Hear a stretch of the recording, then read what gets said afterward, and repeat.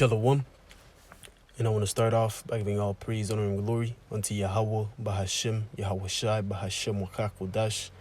Double honors to my teachers, the head apostles, and elders of Great Millstone, and salutations to you, Akim, that's out there listening, pushing forth this word with truth and sincerity, and you few Akwat as well that's listening with sincerity. All right, today, just coming back at you guys through the spirit and power of Yahweh, Bahashim, Yahweh Shai, and just gonna make a real quick lesson on how the curses, okay, are a sign that what we are the Lord's chosen people.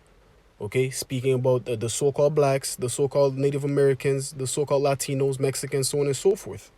All right, that those consist of the 12 tribes of Israel. Okay, from Judah on down to Issachar. All right, so those curses, which if when you read the book of Deuteronomy 28, it speaks about blessings, all right, and cursings. If you follow the law, statutes, and commandments of your Father, blessings shall overtake us, right?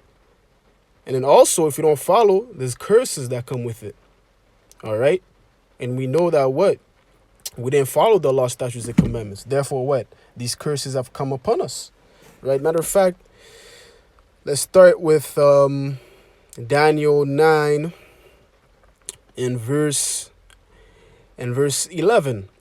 Yea, all Israel have transgressed thy law, even by departing, that they might not obey thy voice.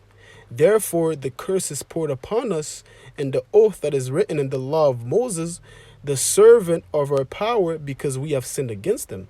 You see, we didn't obey the voice of the Heavenly Father. We didn't follow the law, statutes, and commandments that he gave Moses, all right? Like he just said right here, right?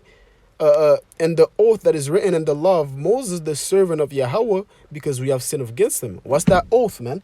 The oath was what? If we don't follow the law, statutes, and commandments, therefore there's going to be curses that's going to befall us.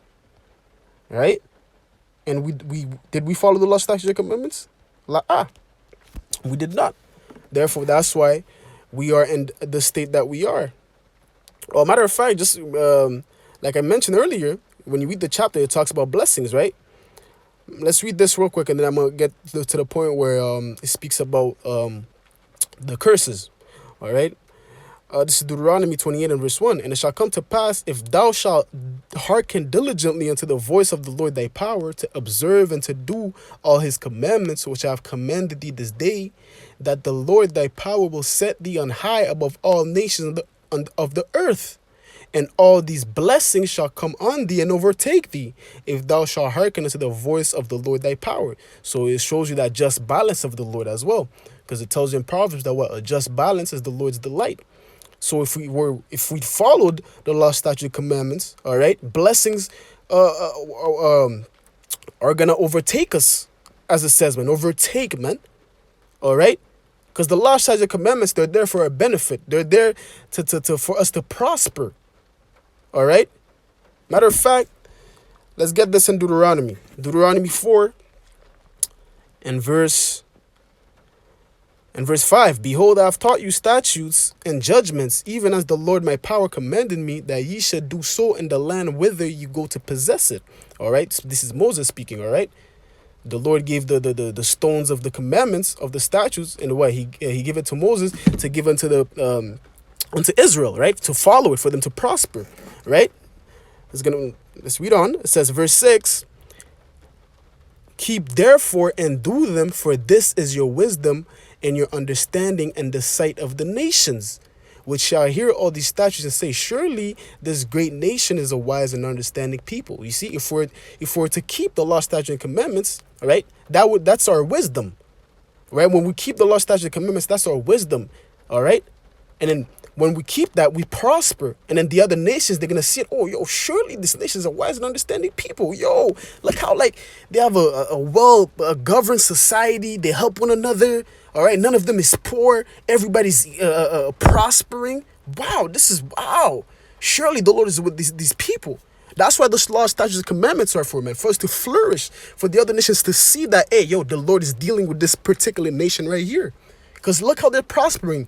They don't have any diseases, all right? You know? So on and so forth, man. That's talking about what those blessings that's going to overtake us if we follow the law, statutes, and commandments. But we didn't follow it. Therefore, what? Or therefore all these curses came upon us. All right. So let's go down.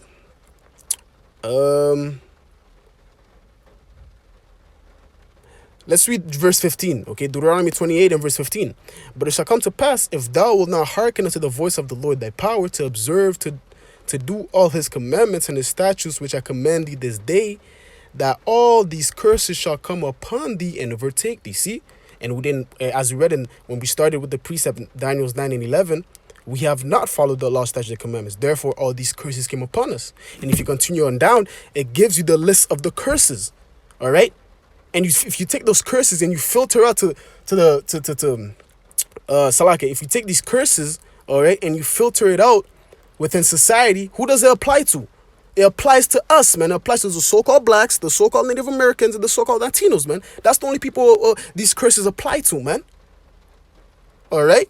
That's how also you know that, hey, the so-called blacks, the Native Americans, and the so-called Latinos, so on and so forth, all right, are the Lord's chosen people based upon these curses.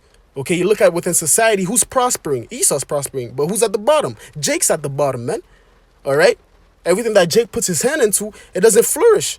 Yeah, Black Wall Street, did that flourish? No, man, because what? We're under the curses, man.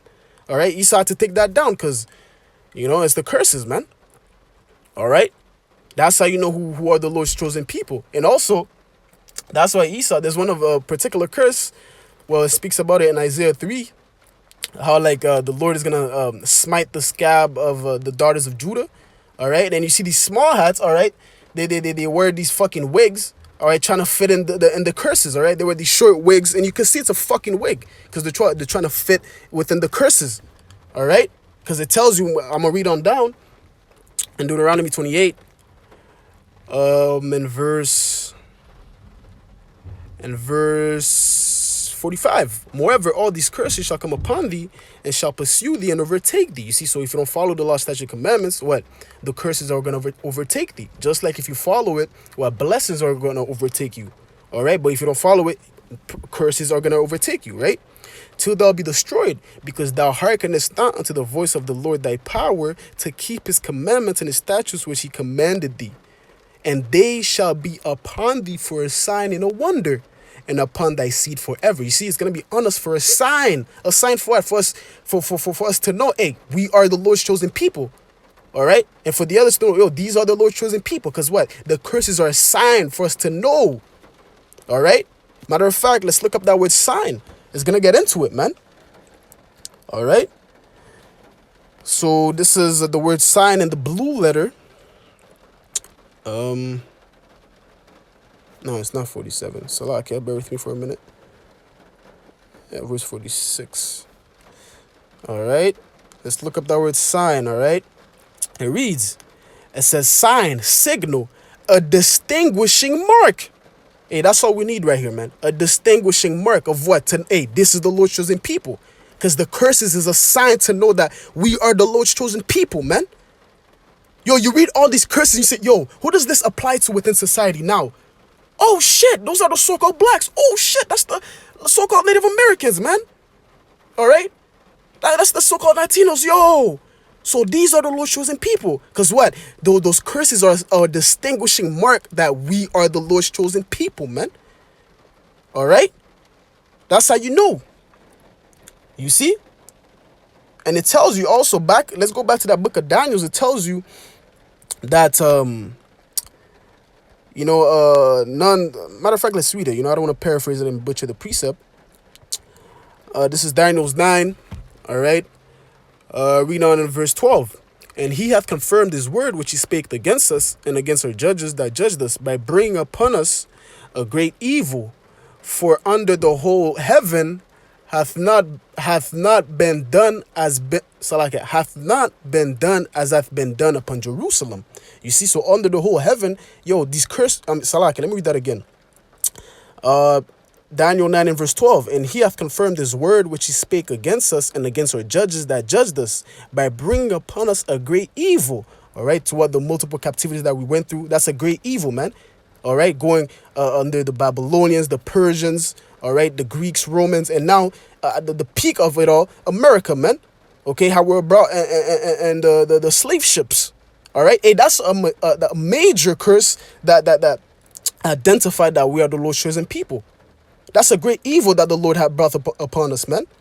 For under the whole heaven hath not been done as hath been done upon Jerusalem.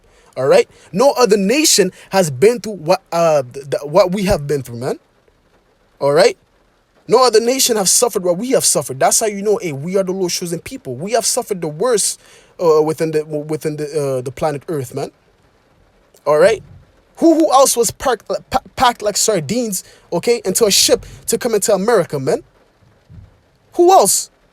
Okay, only Jake, man. That's also a curse that identifies that we are the Lord's chosen people as well.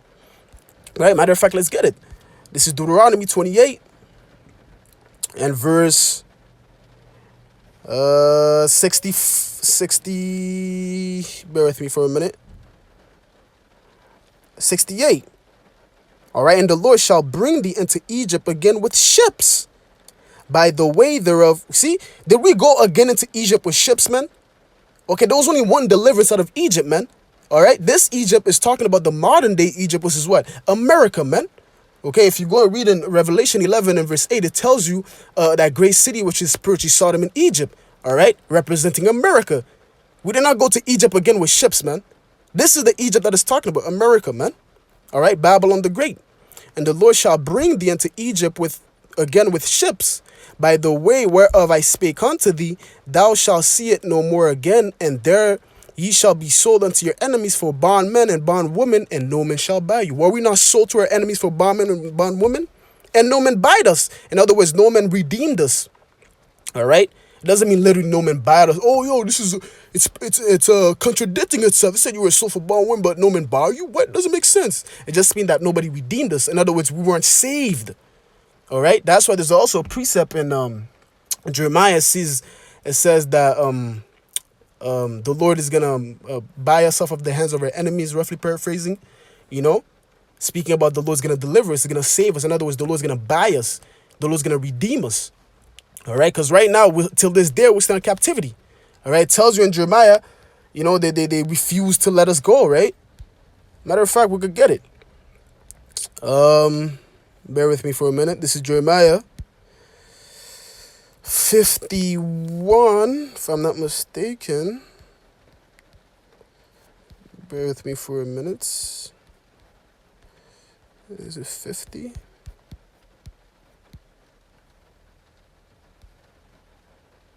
Yes. Jeremiah 50 and verse 33. Thus saith the Lord of hosts, the children of Israel and the children of Judah were oppressed together, and all that took them captives held them fast and refused to let them go. See how this ties in with that no man shall buy you. In other words, no man shall redeem you. You're still going to be under captivity until the Lord comes. Till this day, we're in captivity, man. All right? We're still oppressed. Okay? Our oppressors are not letting us go, man. They're refusing to let us go. Okay? That's how this ties in of what no man shall buy you. In other words, no man shall redeem you. All right, the Lord's going to redeem us. Man, if I could find that precept in Jeremiah, man, how does it go again? Let me see if I could. I know it's like in 30 something, 31, I think. I think it's in 31. Just to solidify the point. Bear with me for a minute. Let's see here. I know it's in Jeremiah. I see the 31. It has to be 31. Let's see here.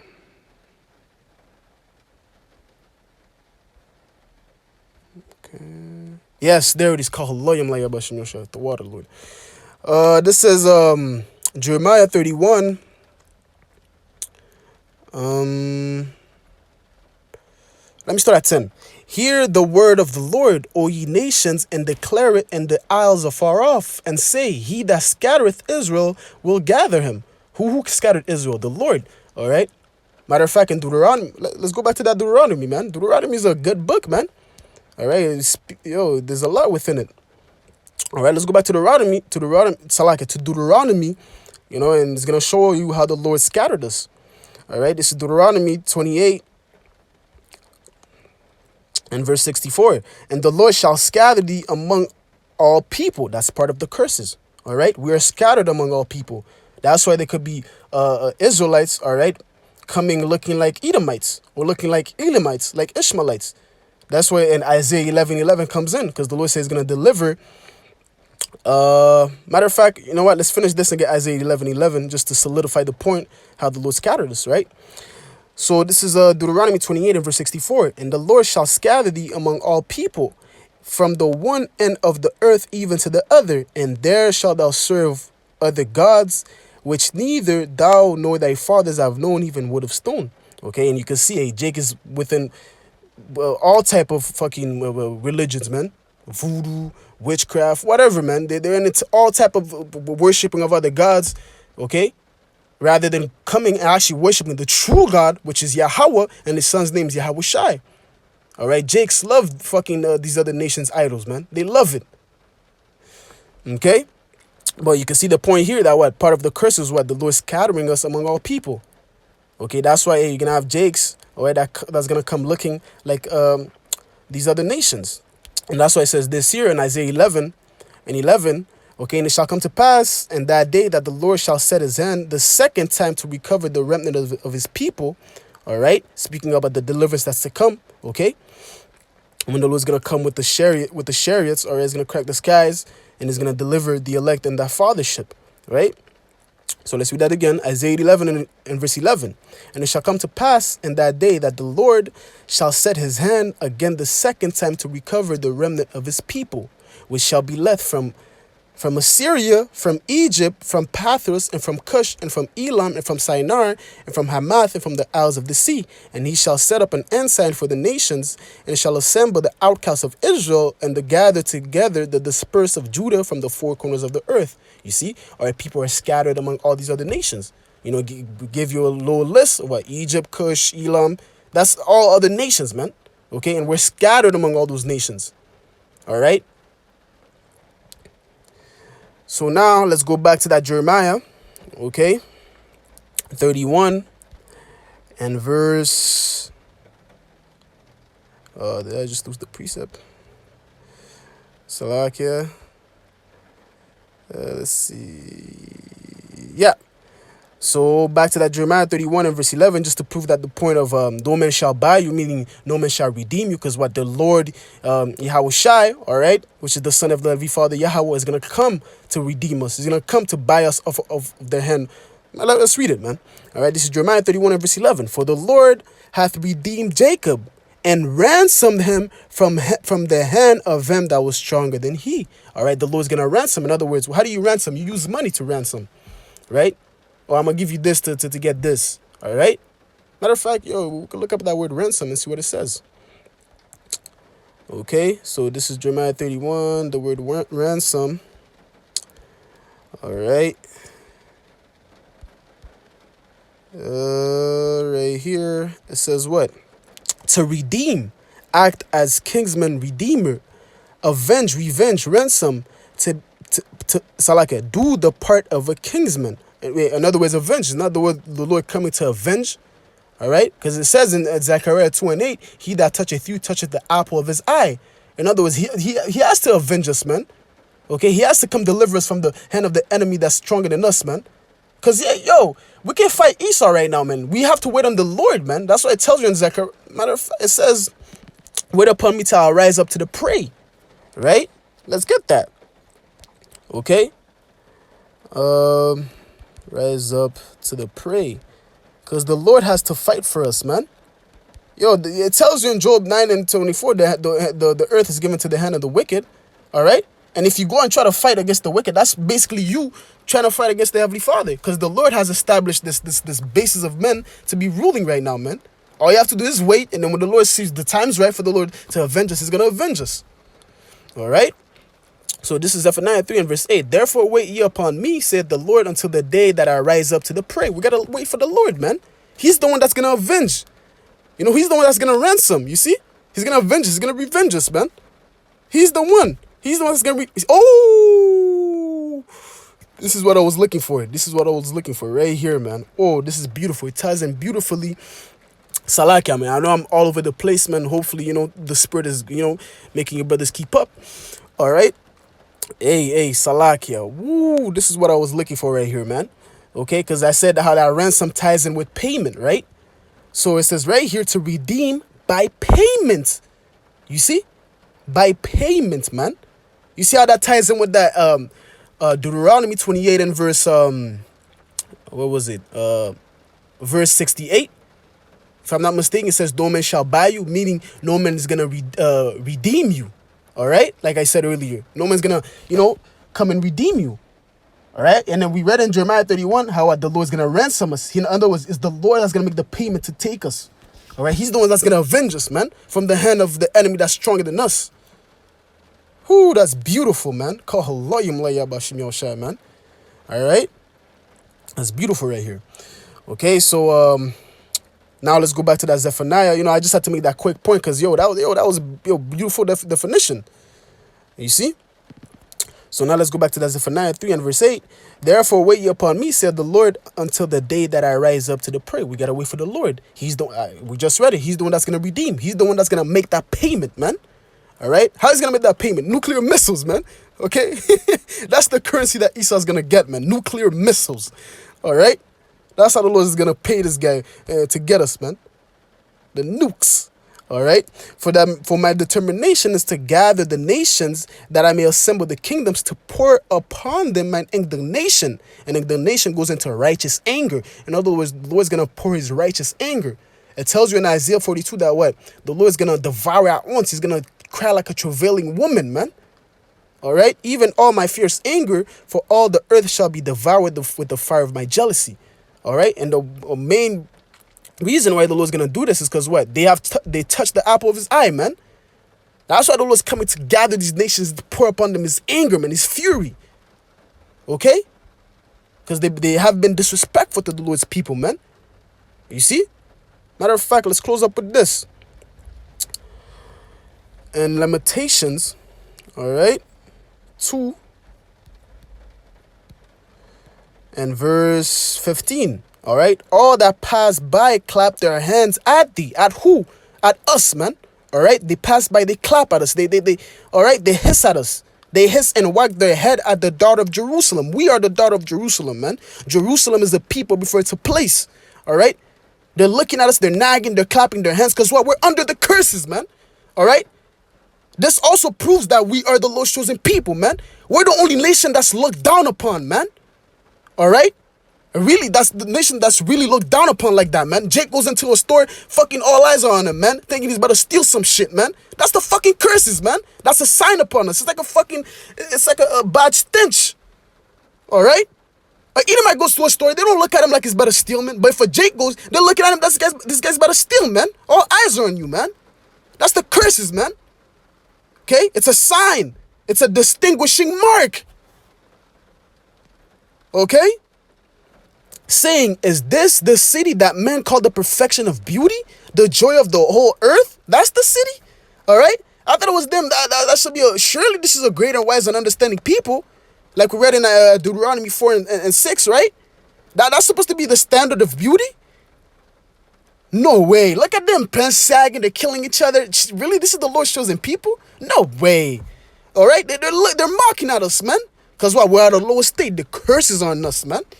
All right. All thine enemies have opened their mouth against thee. They opened their mouth against us, man.